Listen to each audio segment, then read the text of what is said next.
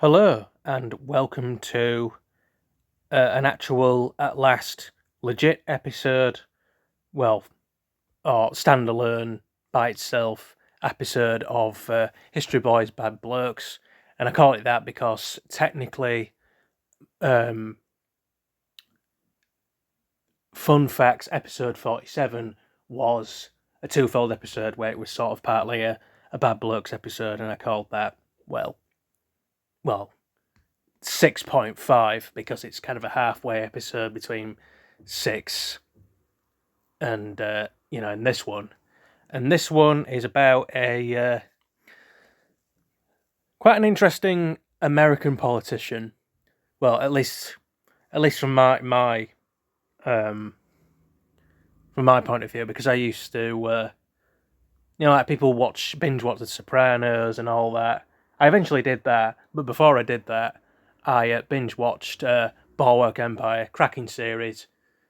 Shame how it ended, because of Vinyl, which also, Bobby Cannavale was also in, who was brilliant as the unstable, takes everything personal Sicilian gangster Gyp Rossetti. But I'm going to be talking about a politician also made more famous by Christopher McDonald, who's known for being sort of typecast as being a bit of a sleazebag, or uppity kind of character. He was Shooter McGavin in Happy Gilmore. Still haven't seen the second one. Happy Gilmore is probably the funniest Adam Sandler movie there is. I don't care what anyone says. Hopefully, the second one kind of holds up or is better in a way. But and he was also like a rapey, like CNN kind of type in Law and Order Special Victims Unit. I think the only time he wasn't really sleazy is when he used to voice Superman in like the Cartoon Network stuff and Batman Beyond or Batman of the Future.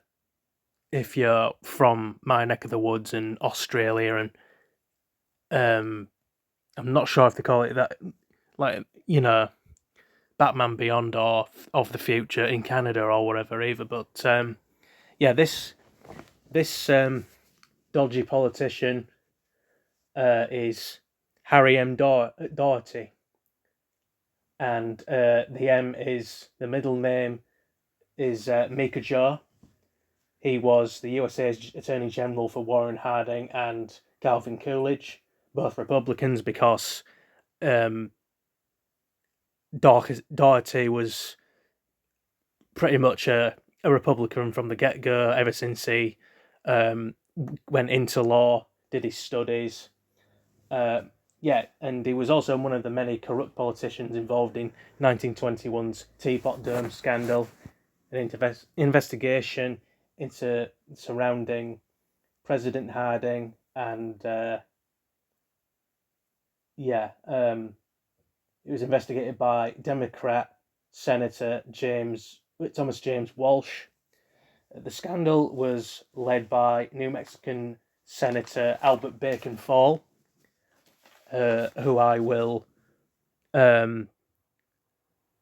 intend to address in a future Bad Blokes episode. And that scandal was named after Teapot Dome, an oil field in Wyoming. Daugherty was one of many blokes involved in that scandal in that circle who managed to evade arrest over bribe charges, but Albert Fall wasn't so lucky. He was born in Washington Court House, Ohio, on the 26th of the 1st, 1860. Practiced law in Ohio after graduating from Michigan Law College in 1881. He also wrote a book. Actually, he did quite a lot when he retired from law. and probably thought the water was getting a bit too hot because he dabbled in a lot of um, dodgy deals, and it's actually quite entertaining how accurate Boardwalk Empire's depiction of him is. Um, the book in question was written in 1932 with Thomas Dixon Jr., a Baptist minister, politician, lawyer, lecturer, writer, and filmmaker. I'll put a link about him as well in the description too, because he was quite a interesting character, kind of a little bit of an oddball, but there were a lot of people who he had sort of niche political values and stuff, but a lot of people actually agreed with him. Um, he was he had like a very southern kind of old world southern attitude. But I may actually, I haven't decided whether I'll actually talk about him in a separate episode, not of Bad Blokes, but maybe unconventional ones, because that series I'm doing is about people who've done a bit of everything, plus just people who are either niche or a bit oddballish. Because some point I tend to do one of the episodes of that playlist. It would be what was his name now? The leader of the Hellfire Club. Not Sebastian Shaw.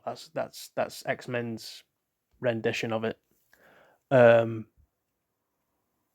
yeah, can't remember his name right now. Might put a link in there to see who I was referring to. I don't know. I haven't decided yet. I'm still going through this. The book, though, was called "The Inside Story of the Warren Tragedy." And around that year, he retired from practicing law, and this will probably be around when he wrote the book, or between them, because the book was published in 1932. He's associated, and this is addressed in Boardwalk Empire too, with Jess Smith and Gaston Bullet Means, who were also associated with Warren G. Harding, and Jess Smith was part of what Harding's Ohio gang, and is likely to have been involved as in the Teapot Dome scandal himself as well. But oddly enough, Gaston Bullet Means wasn't. He eventually got arrested over I think corruption and taxes, eventually, but he kind of outlasted his contemporaries, by being quite weirdly snide and crafty. And he lived to quite a good age, did Harry Daugherty. He was about 81 when he died. He died in 1941 after a terrible year of 2 heart attacks, went blind in one eye, was bedridden, and it was eventually just the overall frail condition, pneumonia, that took him out in a bad heart, with his family by his side. So, I put him in the kind of Bad Blokes category, because he did do a lot of self-serving. Most of his things was like crafty, self-serving acts, like what would benefit him, and what and I think him along with Warren G. Harding. There's the whole stereotype in America where Republicans are seen as this kind of corporate corporate weaselly kind of boogeyman, and it's probably blokes like Harry Daugherty and Warren Harding that at least either began or reinforced that stereotype. And they thought that Republican was the way forward because I think a lot of people voted for him, and also for many years, at least through the 1920s, the 1890s to 1920s, maybe a bit onward, they used to have a thing called spooks, and it was basically just getting votes, just names on ballots, whether they be made up names or somebody who died. It didn't really matter as long as people's names were on the ballots, and I think Republicans did a lot of that. And people like Jess Smith and Harry Daugherty would have done a lot of that, or facilitated a lot of that. So, so I'm going to go and edit this as best I can. So far, I'm still learning. Every night before I go to bed, I write 3 times across a page. I think it's the Dutroux method. Well, where every day and everywhere I'm getting better and better. You're supposed to say that in a mirror, but I do a bent on it where it's written down, and I look at it before I try and go to sleep. Even if I've had a completely shite week, it's always there as a reinforcement. Because every day, on this conclusive note, just before I go, every day, to quote Ryu from Street Fighter 3 Third Strike, every moment gives us a chance to become more than what we are. And it does. I mean, it sounds a bit cliche and a bit pretentious and everything like that, but whether you choose to do what you with your time and your days, whether that's to better yourself or do fuck all, excuse my language. Anyway, what does it matter? I don't address these videos to kids because then people can't comment, so fuck it. But yeah, if you put it to yourself to do better, then eventually, if you keep at it, you can. So yeah, in conclusion, that was